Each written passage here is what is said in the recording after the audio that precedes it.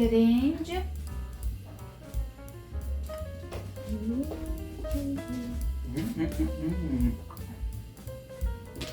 چه چیزی شد؟ هاوایی گیره ها.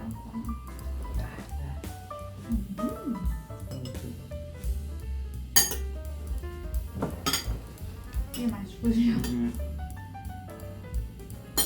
پنبه. این برنج چی میده؟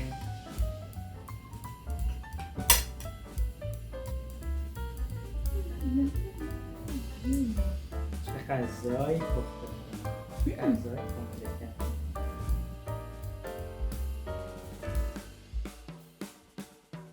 بریم دانشگاه برای عکاسی، پروژه عکاسی. این سفارت ایران.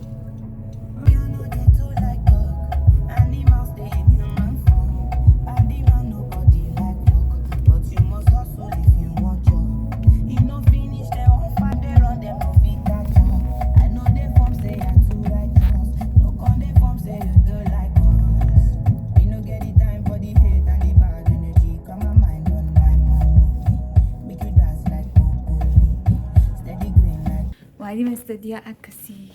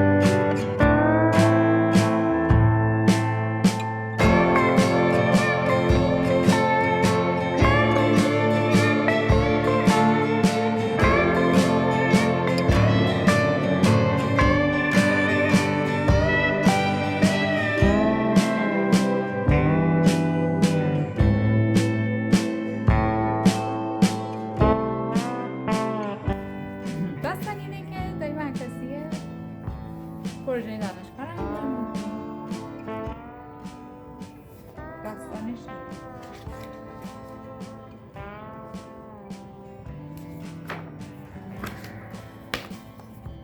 اینه. از اینجا شروع میشه. خب اول قراره که یه کاموا تو مغزم شروع کنه در اومدن ترجمه اینوری، چون این ور قرار میگیره. بعد شروع میکنه کل بدنمو گرفتن. بعد اینطوری کل بدنم میگیره، ناکارم میکنه، دارم اینطوری میگیرتم. بعد شروع میکنم به جدا کردن و گوله کردن، جدا کردن. اوه یه مشکلی همین جانم؟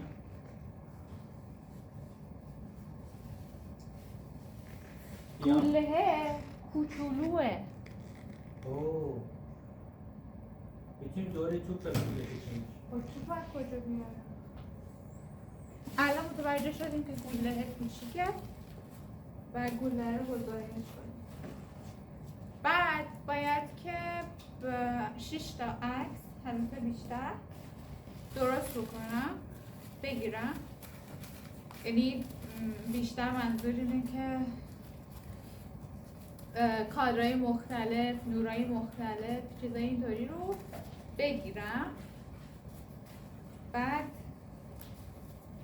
به استاد تحویل دادم. یعنی مثلا برای یه پروژه 6 عددی باید 4 تا عکس تحویل بدم. خوب شد، بزرگ شد. ایده خودی بود، خوشم اومد.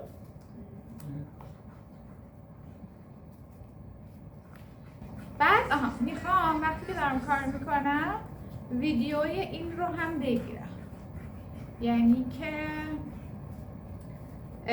حالت استاپ موشن بگیرم و نمیدونم که میشه یا نه، امیدوارم که خوب بشه. تقریبا مثلا اون مجموعه پیلم میشه، اون مجموعه میشه داستان عکاسی چیز پیلم که حالا باید بهتون نشون میدم. هم خب این خیلی کوتاه‌تر. مثلا اگه می‌خواستم اینو خودم ایدئال تر درستش بکنم، دوست داشتم که پلیور مثلا باش ببافم یا یه لباسی که لباسی چیزی ببافم، اما خب چون که وقتم کم بود ترجیح دادم که چیز درست کنم، کلاه. اینطوری بریم تو کارش.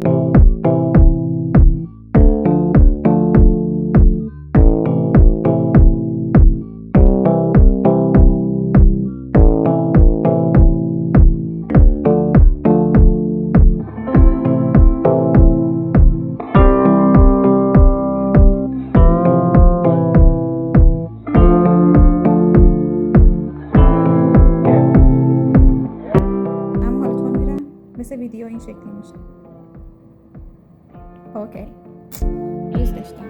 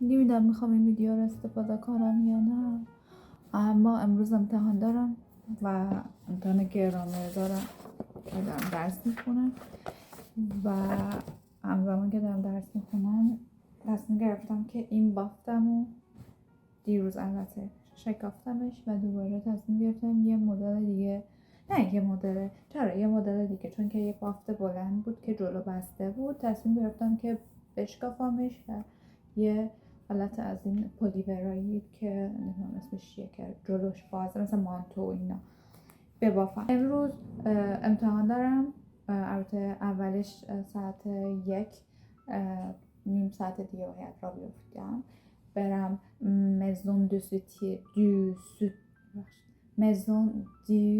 سیتوین، هم مثل خانه شهروندی مثلا مال گتینوه، برم یه کنفرانس و یک کنفرانسی که مال یه نمایشگاه عکاسیه که استاد عکاسیمون گفته با هم کلاسمون در از اونجا داره برگزار میشه. حالا نمیدونم، شاید دارم گیمبالم و اینا رو میبرم که شاید بخوام ویدیو بگیرم از اون فضا و یه گزارش کوچولویی داشته باشم و بعد از اون فکر میکنم ساعت نداده استاد هنوز، احتمالا همون تایم کلاس بشه که احتمالا میشه ساعت 3:45 که از قبلترش من باید برم دانشگاه و کلاسم شروع میشه.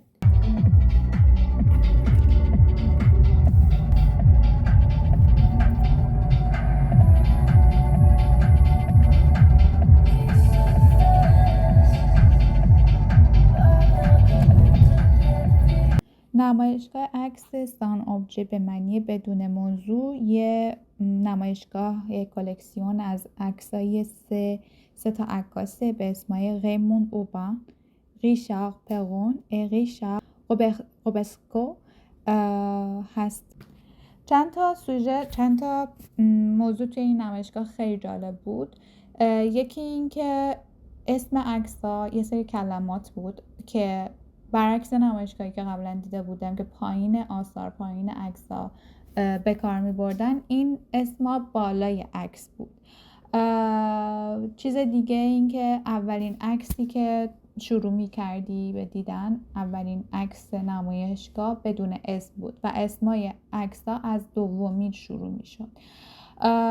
و موضوع خیلی جالبتر این بود که وقتی حالا از عکس دوم میتونستی اسما رو، تیترای عکس‌ها رو بخونی، میتونستی اون تیتر رو، اون اسمو ربط بدی به عکس قبل و بعدش و همون عکسی که تیتر بالاش قرار داره. یعنی اون کلمه به 3 تا عکس می اومد و این تا آخر نمایشگاه ادامه پیدا میکرد. توی این نمایشگاه عکاسا عکساشون به صورت رندوم استفاده شده بود و فکر کنم هم دیجیتال کار کرده بودن هم آنالوگ و عکسایی بود که در طی سالها گرفته بودن و هیچ اسمی از عکاسا پایین عکسا نمیدید. یعنی من متوجه نمیشدم، بیننده متوجه نمیشد که هر کدوم از عکس‌ها مال کدوم یکی از عکاسا هست. یه موضوع دیگه ای که یک از عکاسا توی کنفرانس گفت این بود که عکس‌ها به صورت یک خطی دور تا دور سالن نمایشگاه چیده شده. این الهام گرفته شده از سبک چوجو جینبوتسو جیجاه که یک سبک داستانسرایی تصویری ژاپنیه که مال قرن 12 و 13 متعلق به معبد کنزونجی کیوتوه و داستاناش مربوط به بیشتر الهام گرفته شده از آوازها و رقصهای نمایش‌های معروف اون دوره هست که یک اثر ملی حساب میشه توی ژاپن. این موضوع که اسم عکس‌ها به قبلی و بعدی هم می اومد توی چاپ کتاب عکسشون هم رعایت شده. یعنی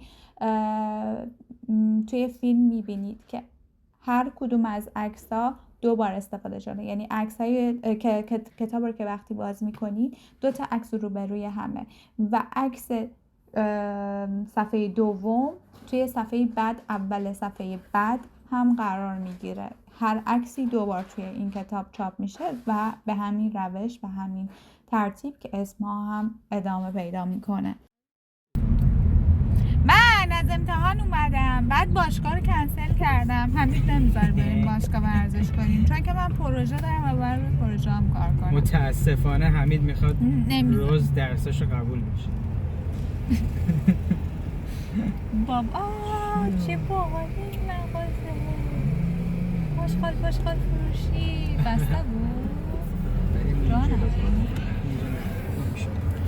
آره الان هم داریم میریم بستنی بخوریم. موشو و دقیقا اونجا این بستنی اتاق. فردا هم من صبح سر کارم بعدم میام خونه آماده بشم برم دانشگاه که برم روی پروژه هامو اینا کار بکنم و اینکه پیتزا پارتی، پیتزا اتود داریم. پیتزا اتود یعنی پیتزا به همراه درس خوندن داریم که برای مدرسه هنری دانشگاهمونه، بچه‌های هنر. این برنامه بعد من چندین هفته است که هی دوست دارم برم شرکت کنم، چون فقط پنجشنبه ها برگزار میشه ساعت 5 تا 9. بعد بر اولین بار جور شده که برم. همین دارم تو ویدیو خوب توضیح میدم. بعد میخوام قاچاقی حمیدم بگم بیادش نزم بره باشگاه با بون ورزش کنه.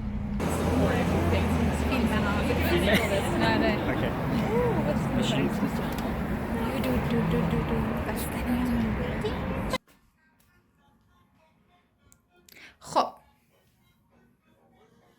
اجرای 2 پروژه فینال عکاسی. تیم تدارکات و همسری تو تاریکی نشستم. برم لباس بپوشم، آرایش کنم، بیام.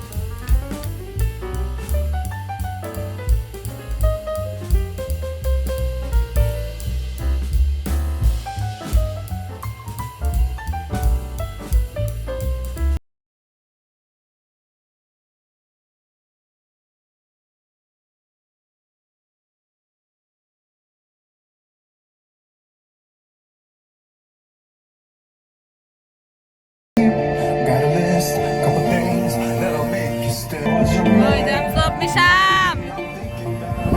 چه خوبه صبح شده. اومدیم پیتزا اتول دانشگاه. اومدیم درس بکنیم.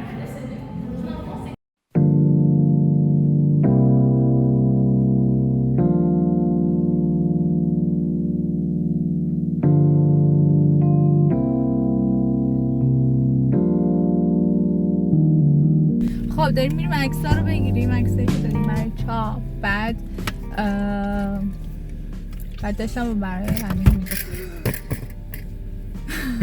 سقوط آزاد کرد. آره زیاد میکنه از این کارا. نه روزو نمیگن توی عینکای روز. بعدیش این بود که افتاد روی پام که اسپری ضد آفتاب زده بودم، چرب شد.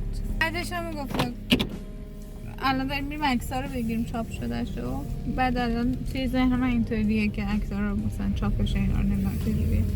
تو ذهنم برام میگه don't be ugly. Don't be ugly.